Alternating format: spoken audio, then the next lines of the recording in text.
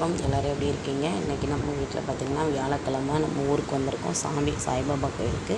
இன்றைக்கி அன்னதானம் பார்த்துக்கோங்க. இன்றைக்கி என்னென்ன சாப்பாடுன்னு பார்க்கலாம். இன்றைக்கி பார்த்திங்கன்னா சாம்பார் தான். சாம்பாருக்கு நான் என்ன காய் வாங்கியிருக்கேன்னா வெங்காயம், தக்காளி, அப்புறம் பார்த்திங்கன்னா சாம்பாருக்கு கேரட், அவரைக்காய், முருங்கைக்காய் வந்து வீட்டில் இருக்குது. அதனால் முருங்கைக்காய், கேரட், அவரைக்காய் போட்டு சாம்பார், உருளைக்கிழங்கு வறுவல் பார்த்துக்கோங்க. இன்றைக்கி 1 கிலோ உருளைக்கிழங்கு வாங்கியிருக்கேன். 1 கிலோ தக்காளி, 1 கிலோ பெரிய வெங்காயம், கருவேப்பிலை, மல்லி இலை. இன்றைக்கி இதுதான். இப்போ சாமிக்கு பார்த்திங்கன்னா பெரிய மாலை, 5 கதம்பம், மல்லிகைப்பூ அவங்களே கொடுத்துருவாங்க. இப்போ ஒரு பன்னீர் பாட்டில் வாங்கியிருக்கோம். இது பார்த்திங்கன்னா சாமிக்கு வந்து தொண மாலை கட்டி போடுறதுக்காக நான் பூ வாங்கியிருக்கேன், பிச்சி பூ வாங்கியிருக்கேன். இதாங்க நம்ம வீட்டில் இன்றைக்கி வந்து வியாழக்கிழமையோட இன்றைக்கி சாய்பாபாவுக்கு நம்ம செய்ய போகிறோம் அன்னதானத்துக்கு ஜாமான். வாங்க பார்க்கலாம் என்னென்ன செய்கிறோன்னு.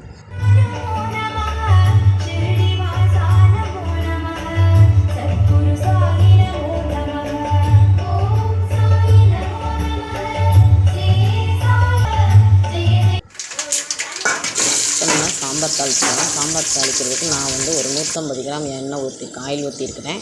அதில் பார்த்திங்கன்னா கடுகு, உளுந்தம்பருப்பு, வெந்தயம் எல்லாமே போட்டு நல்லா கருவேப்பிலை போட்டு தாளிச்சிட்டு அதுக்கப்புறமேட்டு காய் பார்த்திங்கன்னா வெங்காயம், தக்காளி வந்து பருப்பில் வேக போட்டேன்.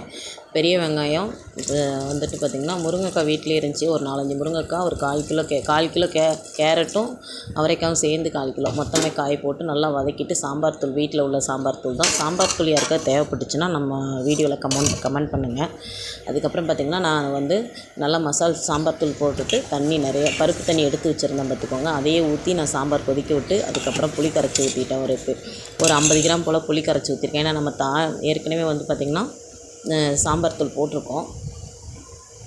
இது புளி கரைச்சி ஊற்றிருக்கோம். தக்காளி நிறைய போட்டிருக்கோம் பருப்புலேயும்.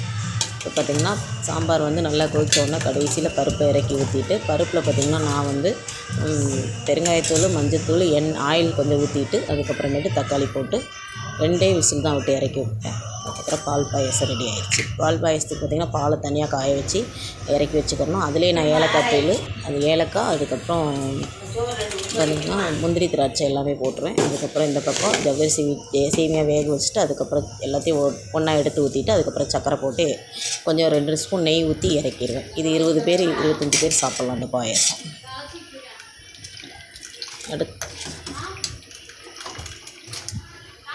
பால் பாயசம் நம்ம வீட்டில் ரெடி ஆகிடுச்சு. இப்போ 1 கிலோ உருளைக்கிழங்கு பருப்பில் போட்டு வேக வச்சு இறக்கி ஆற வச்சுட்டு உரித்து வச்சுருக்கேன்.